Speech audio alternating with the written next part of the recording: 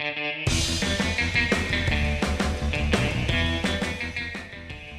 everybody, welcome to Myopia Movies. This week we're dusting an oldie off.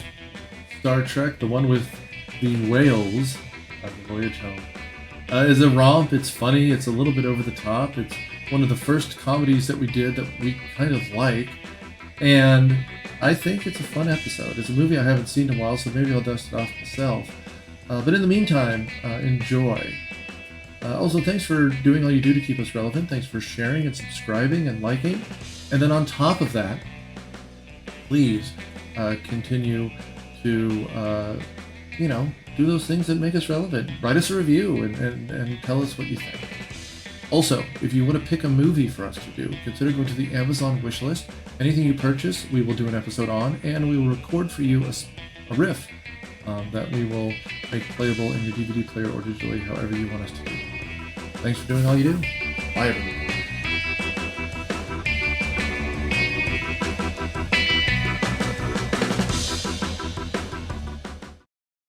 Welcome to our Patreon exclusive Myopia Star Trek episode 4, The Voyage Home, the one with the crap lousy whales, to quote undergrads.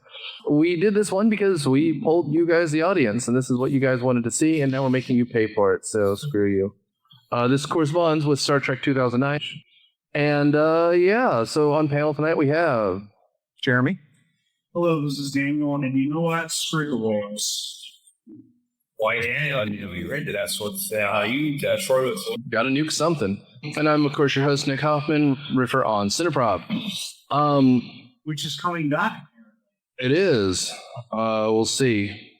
We'll see how that goes, actually. One murder mass. But with this in mind, we should talk about Star Trek. This is our second Star Trek. We did Wrath of Khan already. Oh, and we did number 6, the Undiscovered Country.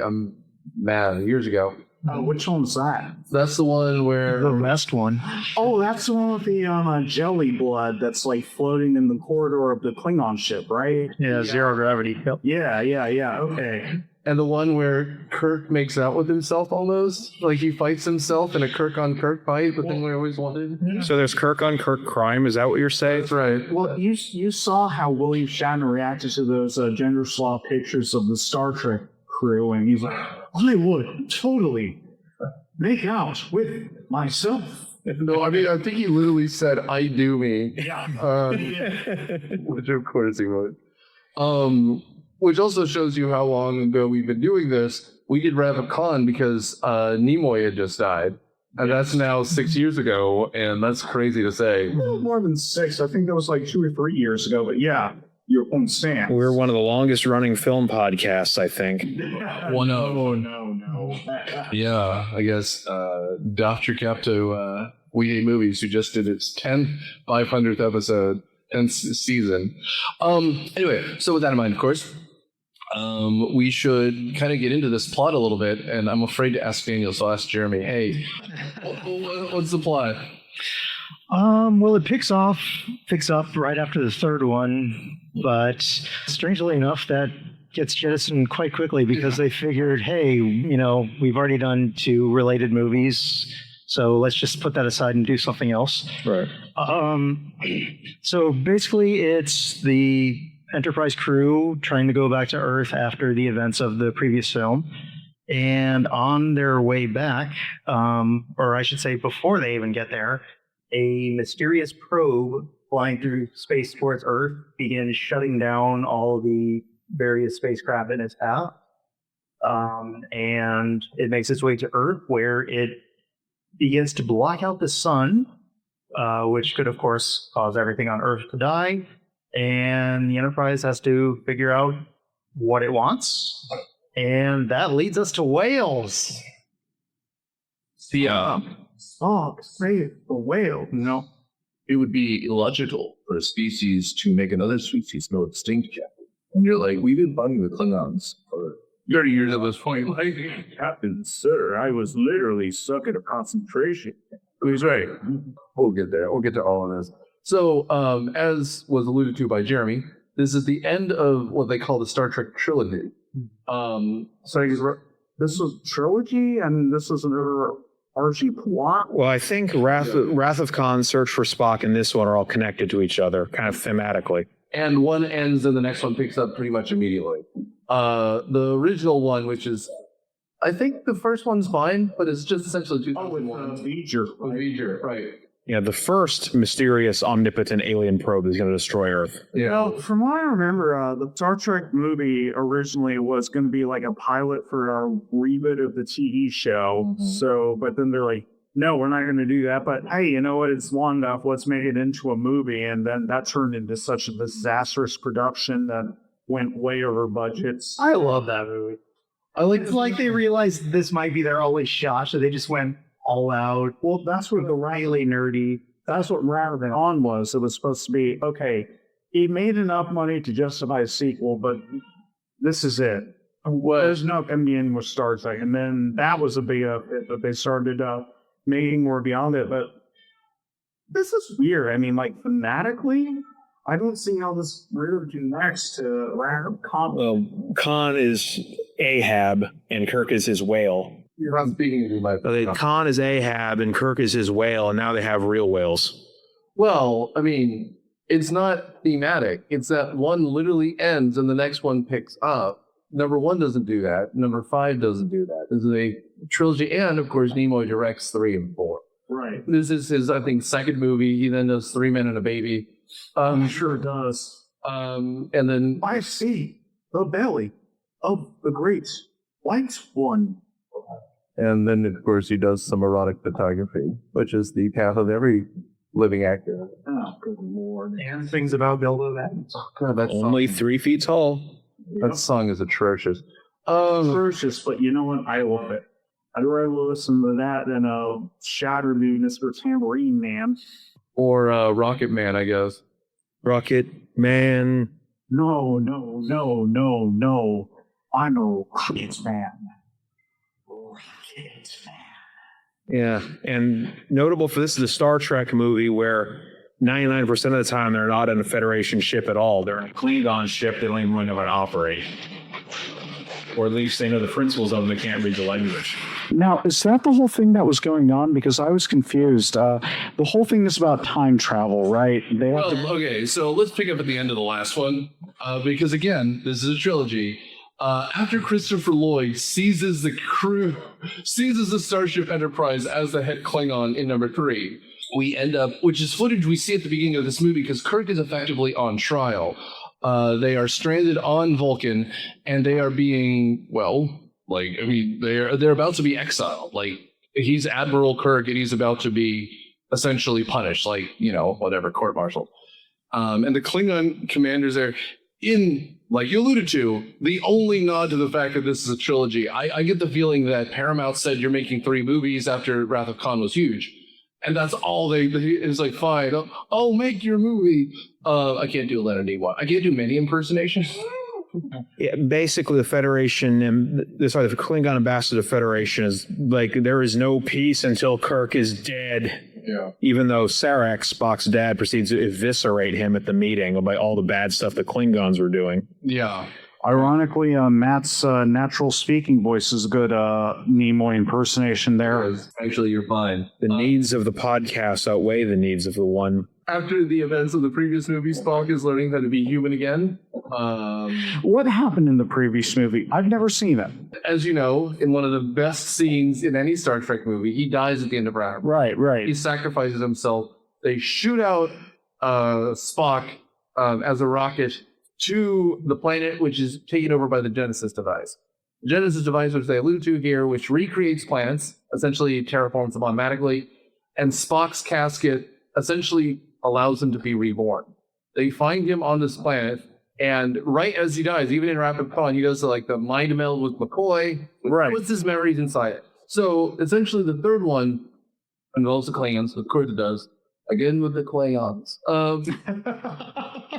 But it's Spock essentially relearning how to be Spock. And the only good part of the third one, and I don't hate the third one, but the best part of it is essentially it's a Cliff Notes version to the entire series as Spock kind of relearns how to be himself.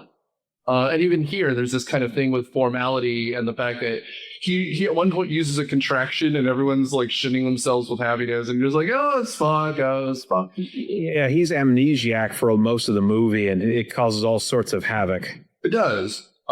Which, again, that's where we are. That's what's going on here. And Nimoy, who is an environmentalist at heart, wants to make an environmental message, so he's essentially paying lip service to the rest of the franchise by saying, hey, look, these trilogy exists. And also save the whales. Yeah, this is like what the almighty TV tropes would call a green Aesop. It's like a Save the Whales movie in the 80s when that was a thing, but it's surprisingly subtle and well done. I was surprised. Oh, boy. I've seen Captain Planet. I've seen Unsubtle green Aesop before. Yeah, but you know what you're getting with Captain Planet. Well, Captain Planet is terrible and unsubtle, but I mean, Jesus, this is just the most 80s movie that ever 80s. This feels like an episode of the show. We have to save the whales. Yeah. I mean, maybe it doesn't feel like a movie, as Nick always puts it. Yeah. It feels like an episode of the show, but just longer. But it's not. Well, I'm pleasantly surprised. That doesn't necessarily mean it's a movie, though. The fact that it feels episode of the show is a good thing, though, isn't it? You want to be authentic? I will give it this. It does have a message. It does feel like it's supposed to be part of the show. And it doesn't fall into the trap of Star Trek, the motion picture, which I do like, but it clearly is an episode of the TV show that they stretched to motion picture length with loving long shots of the Enterprise. It's one of the most loving rip-offs of 2001 I've ever seen, but that's what it is, and I think it's a perfectly fine movie. Or a rip-off of Rendezvous with Rama, because that's what the whale probe looks like. I think they even admitted it. And by the by, the other thing that tied these movies together is Nicholas Meyer, who directed Wrath of Khan, which we agree is a good movie. Oh, Undiscovered Country. And Undiscovered Country. And The Day After. And The Day After. No, wait. I'm going to look that up. Well, at least he's credited. It's probably a story idea. But again, I love you, audience. You're the reason we do this, of course. You're wrong. We should have done number 5. Because what does God need with the starship? Important questions. And Shatner directs it, so there's a loving shot of Shatner in every scene. That's really something. Anyway, I mean, so cold open. This movie is dedicated to the people who died on the Challenger. Yeah. Oh, fuck. Not across space. And we end up in a rom-com? Now, does anybody at the table remember the Challenger? I don't. I don't. Born then. Yeah. I was a year old. No, not even. I was like 4 months old. I'm not that old, Daniel. I know you want me to make that old. I'm not that old. I'm older than you, but I would have not been old enough to remember Jack. That's true. I don't remember Jack either. I mean, my earliest thing I remember, and I was about 3, so that would have been before that. Storm. You bring up that you remember Desert Storm. The first event that anyone can remember, I remember, is the 8/8 election. Oh, no kidding. Nicholas Meyer, out of left field. He wrote a Sherlock Holmes book in the 1970s, The 7% Solution. Hey, so did Kareem Abdul-Jabbar. That's true. Which, not what I read, actually. It was okay. Well, that's what being in the public domain gets you. Hey, man. At least he wasn't League of Extraordinary Gentlemen. Only Moriarty was. I mean, that's a stay tuned. We may have even scheduled it for this year. Who knows? No, I don't want to rewatch that movie. I'll do it. I have other people who are champing at the bit to replace you, Daniel. You're fine. I've read the book. I've read the book of that, and I'm like, God damn it, no. I will say I appreciate that they removed most of the rape. Because there's a good amount of rape in that book. Well, it's Alan Moore. What do you expect? That's true. At least it's not, what's his name? Not Zack Snyder. Frank Miller. Because the women aren't all prostitute Muslim terrorists. Which is how you can identify a Frank Miller comic. God help us all. I wish I wasn't laughing right now, but that's true. That's true. This movie... by the way, because Daniel hates it and also hates the Academy Awards, will appreciate the fact that not only did it make $133 million worldwide in 1986 money, it also got 4 Oscar nods. I know how successful this was. Must have been a weak year that year because, I mean, this was a good movie, I thought, but it wasn't that good. I mean, they're nothing fancy. It's special effects kind of stuff. Oh, but sci-fi movies always get those. That's right. Although, ironically, I guess, funnily enough, the special effects are done by Industrial Light and Magic, which, as you guys know, is a Star Wars thing. So there you go. We have not. This came out in '86, right? Oh, so in terms of the Academy Awards, they were beaten by Platoon. Yeah, Platoon. which is phenomenal. Yeah, that seems like a more Oscar-y movie to me. Is it? It absolutely is a one Best Picture. Willem Dafoe is the screaming guy with the Oh yeah. Yep. great shot. It's, whatever. We can't keep talking about better movies. The Tom Servo rule is being violated, I imagine. This movie, I think, as far as Star Trek goes, is pretty good because it is well balanced. Everyone has something to do here. Nichelle Nichols. Now, I hated the fact that this introduced time travel. I didn't realize, first and foremost, I didn't realize where that was coming from because I haven't seen Star Trek 3, which apparently meant that was important. But also, I mean, that just means that they could have gone back in time and killed Khan so that the second movie never needed to It happen. seemed pretty imprecise and desperate what they were doing, so I can do it willy-nilly. By the way, do yourself a favor one day and watch the episode of the TV show with Khan. It's a treat because Kirk is almost impressed by him. He's like, wow, look at those numbers. Look at how many people he killed. Oh boy. And he's just like, are you getting like a space boner for this guy? He's like, but all the dead. It's like, man, him and Paul Pye have stuff to talk about. The first, Just like, There's this whole analysis I read once that Khan is Kirk in many ways. He's like a foil to him. He just doesn't respect other people's rights, and he has everything cranked up. well, I mean, Shatner wishes he was Ricardo Montalban. No, we all. I mean, my God, nowadays I can't even watch. I mean, we talk about how women are portrayed in movies a lot, and we should. It's inappropriate most of the time. But like, I will never be Captain America. The difference is when I look in the mirror and I've had the right amount of whiskey, I think I am. But like Ricardo Montalban in Wrath of Khan is just like a 60-year-old man who's jacked, and you're just like, I've made all the wrong decisions in my life. It's laugh that, with, it's laugh that with me, Corinthian. Jocko. Laugh with me. It's that Corinthian leather, Nick. He is tanned it beautifully. You've seen SCTV, right, Nick? Of course I have. Oh, well, the whole thing with Eugene Levy as Ricardo Montalban's acting class? Yes. Yes. Okay, so we should talk about this movie a little bit. Well, the first 30 minutes are typical Star Trek thing. There's a threat to Earth, and this is apparently the first Star Trek movie that takes place near the center of the Federation, right? Right, and they're coming home to Earth. It's frankly, of all the special effects shot, this is a really crappy model. It's like a giant cylinder wrapped in aluminum foil with a sphere that comes out of it attached by like a blue tether. Well, the whole point of this scene, though, is I guess there was supposed to be some fallout from the last movie, but then the probe comes and it starts broadcasting whale songs to the planet, and then Shatner's like, we're going to try time travel to save the whales. The genocide machine that saved Admiral Kirk's career. And I mean, literally, they're like, well, what does it sound like? And you hear this weird kind of metallic thing, and they're like, well, it's aimed at the oceans. What does it sound like? It sounds, and they identify it as whales, which is a now extinct species. Specifically, I believe they're Humpback whales. There you go. And Kirk says, our only shot is to go back in time. And Spock is guessing on the numbers, which really makes McCoy all McCoy. I love how racist McCoy is, and he's trying to figure it out. And I love that McCoy's like, so you're dead and you're back alive. And he goes, it appears so. Yep. Now, can you answer any questions about what death is like?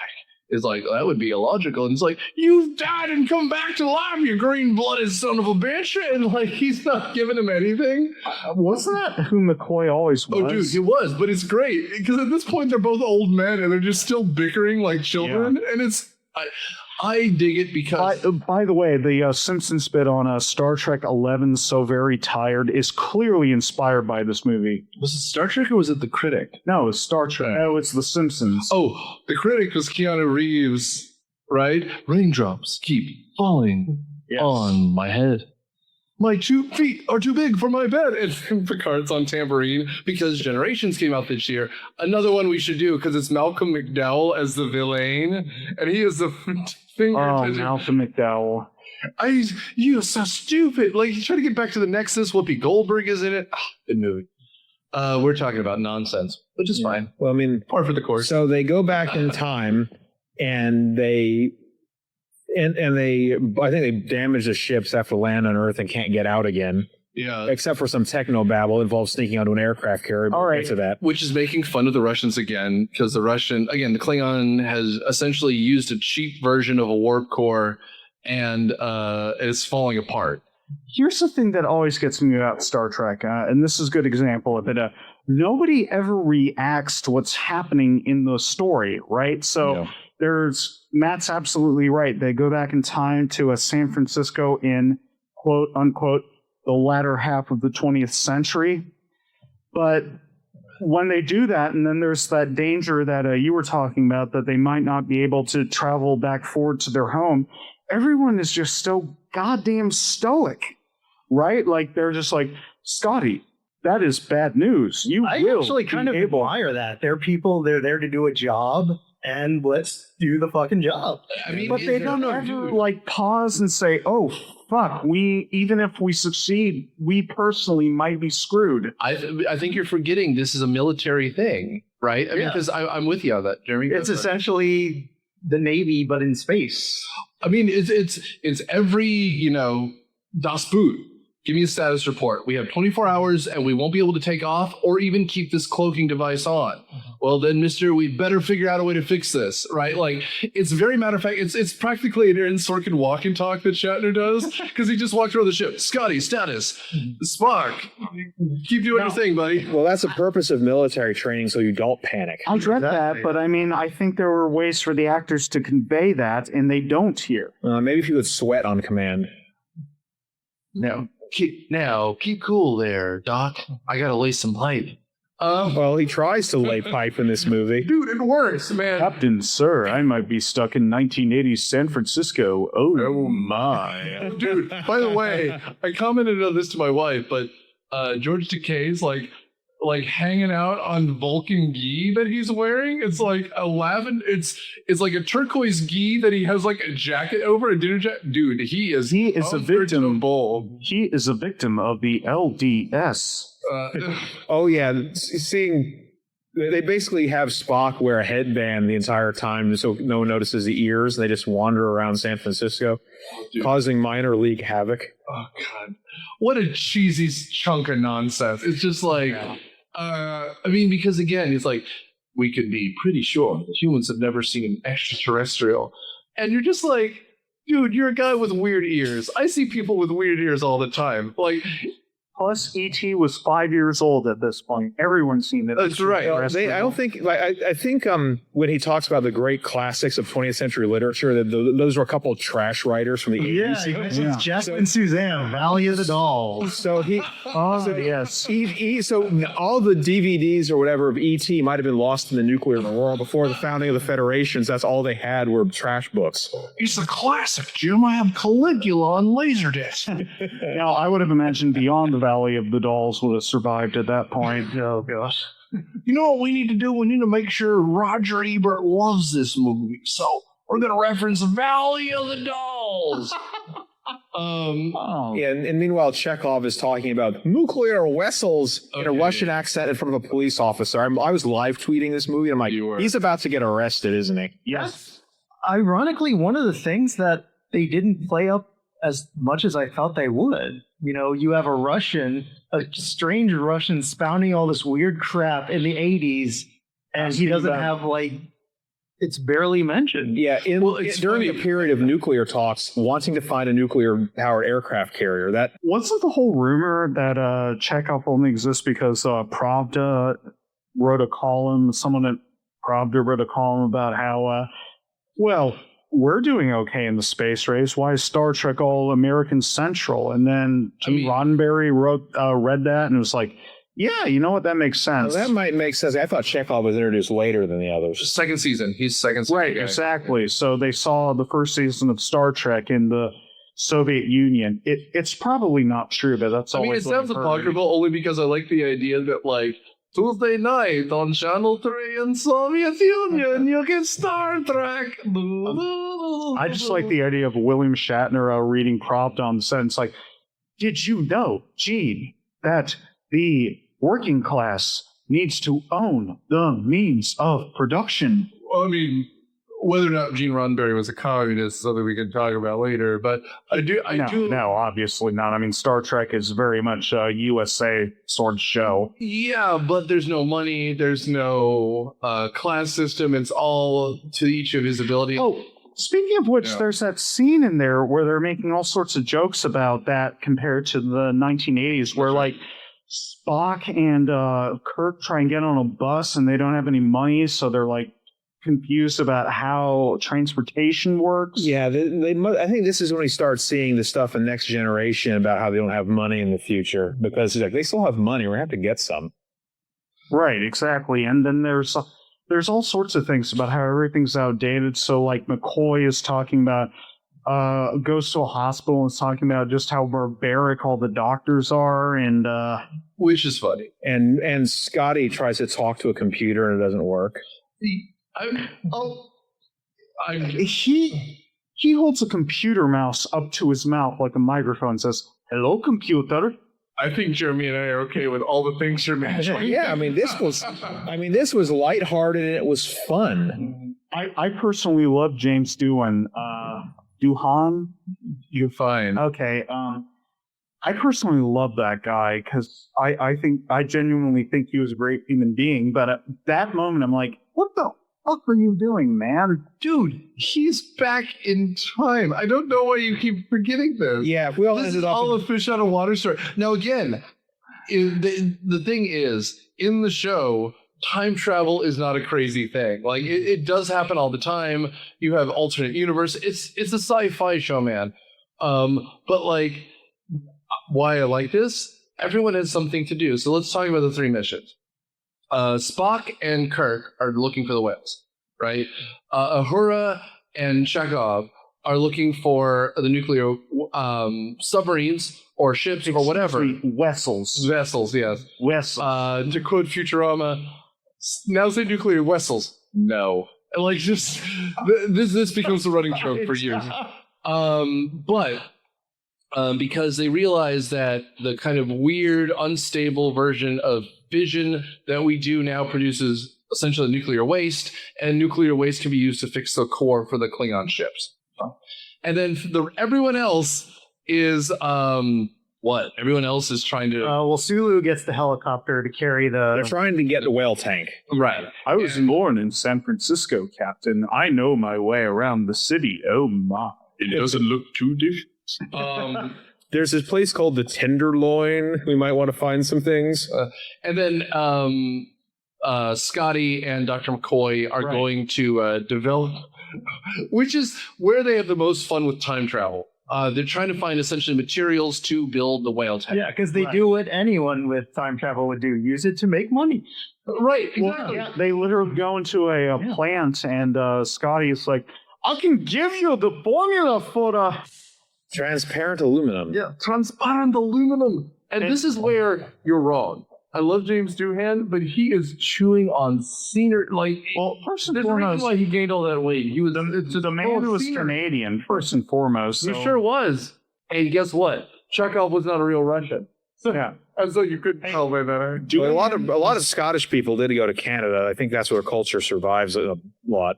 Well, Doohan also was shot like 5 times in World War II, so hey. He was, and he's dead. No, he's not. Doohan? No, he's dead. Okay. He only been he passed away when he was 85. So we have Shat still. Koenig, I think. Yeah, Walter King. Yep. Nichelle Nichols. Nichelle Nichols, who is awesome. Yeah. I love Nichelle Nichols. She's the best. Now, you want to know the first time I ever saw this movie, Nick? It was at a Cineprov show before you remember, and Joel was a special guest that night. Joel Hodgson, the creator of MST3K, and this was apparently picked out of a bowl of paper slips. It's like, we're going to do a Star Trek movie. Which one are we going to do? Yeah. And they did this one. Which I think is a mistake for a lot of reasons, but it's also classic Larry. And I mean, I would guess it was a Joel decision because it's Joel. Larry recently said that X-Men wasn't good. The 2000. Infidel. I watched it again a couple of years ago. It is bad. The first one? Yes. Which one? It is. I like X2. The first one. X2's good. I think the first one is like a B-ish, but Yeah, Maybe it'd be my. I haven't seen it in a good long I have some while. opinions about X2 bringing it off task. Thank you, teacher Matt. Anyway, so the first one, they go to the Sausalito, like whatever whale sanctuary, whatever that nonsense is, and they immediately find 2 humpback whales, a male and a female, and the female's pregnant because Spock breaks and swims with the fucking whale. All right, who's Well, the Kirk scientist gets on the character scientist. that who's the scientist character that follows around Kirk and there's that whole Gillian, line- that was her name. I think. Jillian. Right, and there's that whole thing. Are you from outer space? No, I am from Iowa, but I work in outer space. He manages to get a woman who thinks he's either lying to her or is completely insane to take him out to dinner. He is a man god. Well, I mean, Spocker's like, I'm going to lay pint in this movie, right? Lenny, you got to hook a brother up. At this She's point, 30 years I'm not younger than I sure- am. At this point, I'm not sure if I'm doing Captain Kirk or the Fred Schneider from the B-52s. It's getting worse and worse every time. Well, Kirk is going to the Love Shack, baby. Oh, We're going to find some whales. And meanwhile, Spock, because he's amnesiac, ruins a lot of it. And they have to let Jillian in on it because she notices he keeps calling him Admiral. Because hello, Alice. Welcome to Wonderland. if you remade this today, instead of doing Too Much Mormon or LDS as he keeps calling it, he joined Scientology for a bit and he's getting them detans out. But if you haven't seen If this, Spock joined Scientology, he'd just be like, well, there's an easy way to expel the thetans That's from right. your mind. It's the most logical way. You just need to press on your brain like this. He'd do his nerve pinch on the Miscavige and just end the thing. Yeah, basically. I mean, we can talk about this, but whatever. But remember, Spock's powers come from the fact that he has weird ears, so he can do whatever we want him to. Oh, he figures out time travel using math, and you're just like, no. Now, here's the most offensive scene in this movie. When they're at that Italian restaurant with the scientist, Jillian, and her pizza order is gross. Well, the grossest thing was the fact that I'll have a Michelob. I will have the same thing. Somebody from the 24th century is still drinking fucking Michelob? No, he just doesn't know what it is. He assumes it's better than it is, and he's like, well, this was a mistake. Usually, my alcohol is injected directly into my veins. No, dude, it's usually that, what is it, wrong pills. And like, it's like 30% alcohol, it gets him fucked up. Which is, I think, the plot point in number 6, where where McCoy gets it and he's too drunk to save the man's life. Now, here's the other thing about... This is why I never let women order from me. Here's the other thing about this movie. Suppose, I don't know, I also watched Hamilton recently. It's on Disney+. Plus. Comparable film. The Room Where It Happened is the best song in that musical, but... It'll agree, but you're fine. The restaurant where it happened? A personal taste. But anyway, the whole thing was like, okay, so if I go back in time and show somebody, like if I show Alexander Hamilton a modern smartphone, he's going to get really weirded out, right? So why isn't Jillian weirded out? Why aren't anyone properly weirded out? How on earth do they understand what the 23rd century looks like? This is the 80s. You can easily fabricate anything. Like, it's what movie props do. Yeah. So this isn't like taking a phaser to the 13th century. Which a phaser is some sort of microwave energy widget.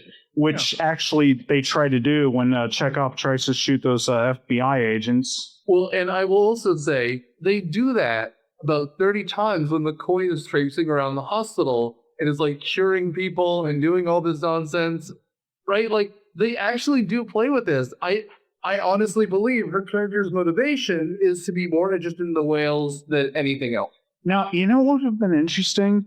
If they were back in time not to bring whales into the future, but to actually save the species, right? First and foremost, have we revealed what the names of the whales are? It's Gracie and George. Yeah, and Jordan Gracie. Which is a reference to a 50s sitcom. So the entire time it's like, is that supposed to be funny? But anyway. Maybe someone in the 80s would have found it funny. You are really hard on this movie. everyone does this nonsense all the time. Try to adopt a pet where there isn't like everything is named after something stupid, right? Like this is named after the original Power Rangers. This fine puppy. Then you're just like, oh, right. Here's the general rule with me. Call it Daniel's Law. If I'm thinking about your references and I think they're dumb, it's because you haven't given me anything else to think about. I will guess though, it's entirely possible that was the actual name of the whale, because that Sausalito whale place was actually a place. So it's entirely possible. I don't know. I wasn't bothered because I enjoyed this movie. Well, here's the other thing though. The call just wants to free the whales, but she also admits that they're in danger from hunters if she just releases them into the ocean. And turns out she was right. Yeah. That Michael Jackson song isn't going to save the whales. Was right. Although it did. What ended up having? Yeah, I think the humpback whale numbers have rebounded to about where they were at the beginning of the 20th century. So we have saved the whales. IMDb decided to play a commercial on Jane Wyatt. She plays Spock's mom. Not Winona Ryder in this movie. No, not. Yeah, we meet both of Spock's parents in this one.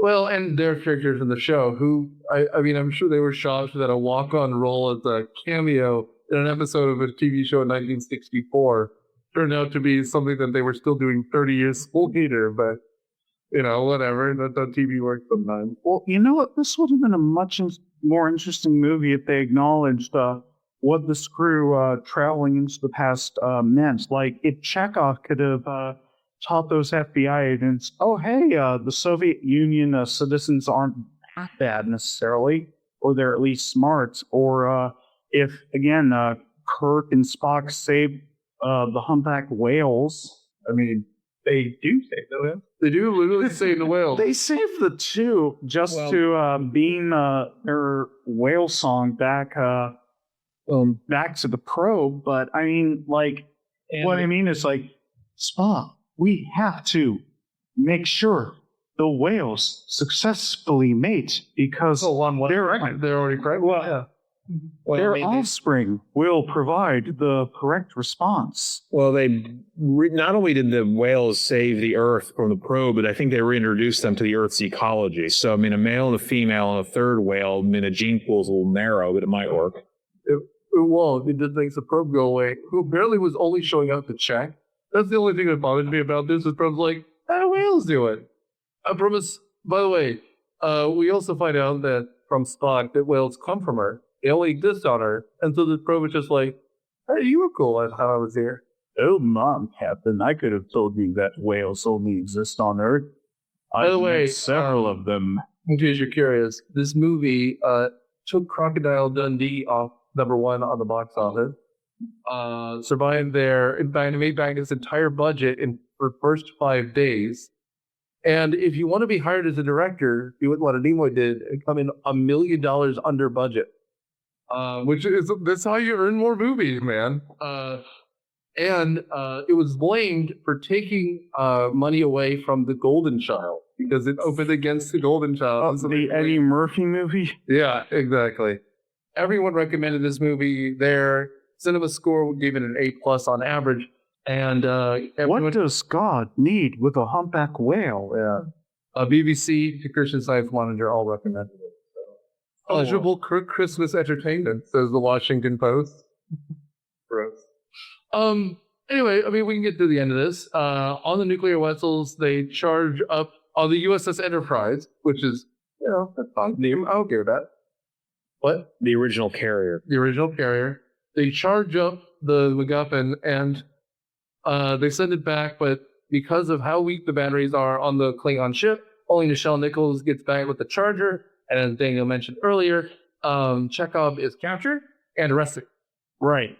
This is by the FBI because he's a Russian going on and on about nuclear vessels. Yeah, and they detected something going on in the reactor, which I post on Twitter. You know, the power drain is coming from inside the ship, which is pretty much the line. Yeah. From the only mustachioed man in the entire movie. And and Chekhov tries to get away, falls, and is in critical care at a hospital. At which point, again, we have Kirk with Dr. McCoy and what's her name? Jillian. And they're all in scrubs, and they have like a madcap rescue mission, which I thought was kind of fun. Yeah, I'm totally fine with this scene. Meanwhile, McCoy is shocked at 20th century medicine, calling things like dialysis, which is truly horrifying, like, this is practically medieval. And gives this old woman a pill which regrows her kidneys, which is kind of great.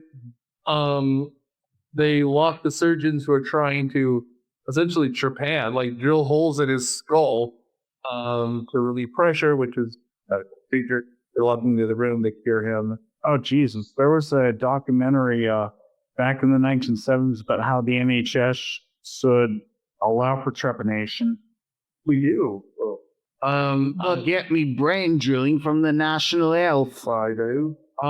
Anyway, and at this point, the whales have been released because we don't know why. Well, They wanted to avoid the media. Yeah. What happens is the whales are supposedly released from the SeaWorld amusement park or wherever they are, and Jillian's pissed, and so Kirk helps her find them, and then they take the whales back to the future along with Jillian because she's got nothing in the 20th century. And she figures they need her to care for the whales. Right. Well, and at the end, I think she's given command of her own starship, right? Well, I think they put her, she's part of a crew in a ship, but yeah, she turns Kirk down. Well, yeah, there you go. So, but yeah, that's basically what's going on. And they go back to the future. They beat up Great Scott, we've got to save the whales. The scene where, like getting alluded to, we cut to McCoy. They developed translucent aluminum, which is like an H-stick that can hold thousands of tons of water and everything. And they kind of modify the Klingon war or something. Well, the ending is essentially a continuation from what happened in the third movie. It doesn't relate to what happens in this movie. So, the Enterprise and the whales save the planet, but after that happens, there's still a trial where Kirk and Spock are accused of crimes against the Federation. Yeah, and Stealing ships and disobeying orders and just causing difficulty. Yeah, it's basically like, oh, right, we still have to tie up the events of the third movie. So here's the scene.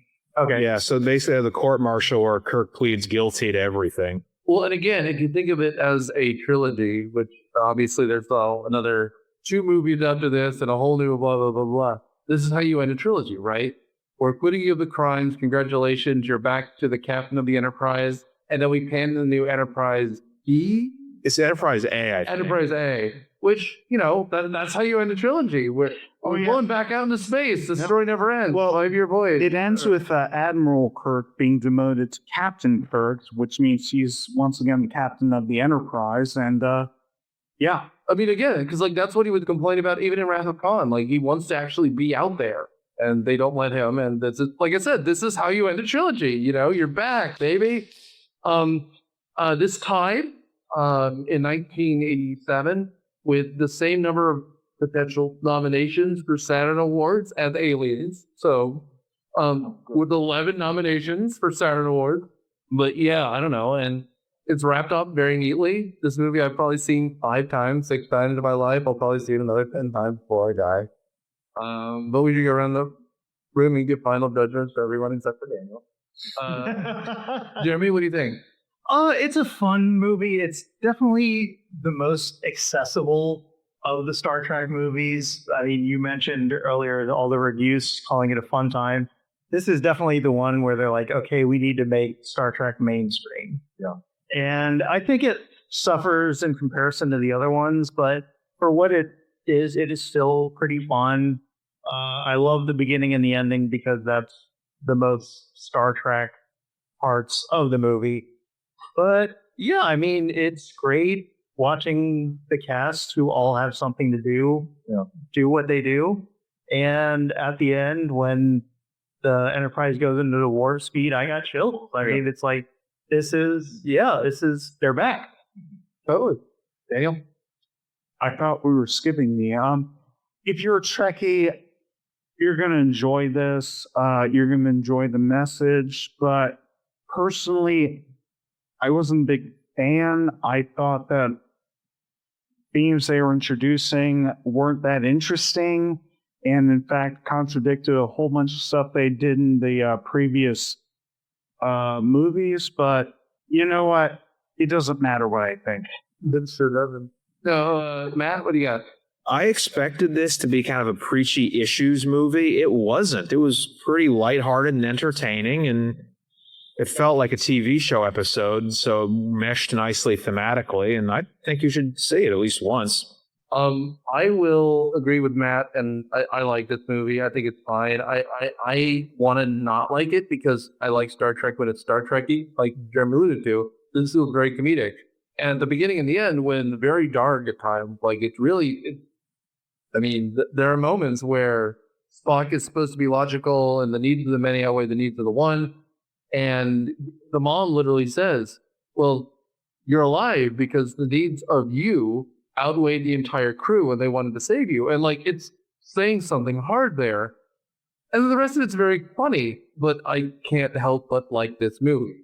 I don't rewatch it much anymore compared to the other ones, but I totally think it's fine. And frankly, I think most importantly here, there's a reason why people wanted us to do it, because it is a weird kind of novel. Like, it is honestly funny at all. I don't know how, but it is. They play the characters. Everyone has something to do. Something that it bothers me in some of the other movies, like Nichelle Nichols is in a single scene. Here she has a part. All three groups have something to do, which is kind of nice. But anyway, thank you for being a loyal Patreon subscriber. Thanks for sharing. Thanks for listening. And of course, thanks for listening and subscribing to the main feed as well. We'll return next month with another Patreon exclusive. And bye, guys. Thanks. Myopia Movies is executive produced by Nick Hoffman and produced by Alex Ewalt, Kieko Childs, Matt Quinn, Nick Hoffman, and Noah Trinette. It is edited and engineered by Noah Trinette. The theme song is Surf Shimmy by Kevin MacLeod from Incomtech.com. Licensed under Creative Commons Attribution 3.0 license. All rights reserved. Thanks for listening.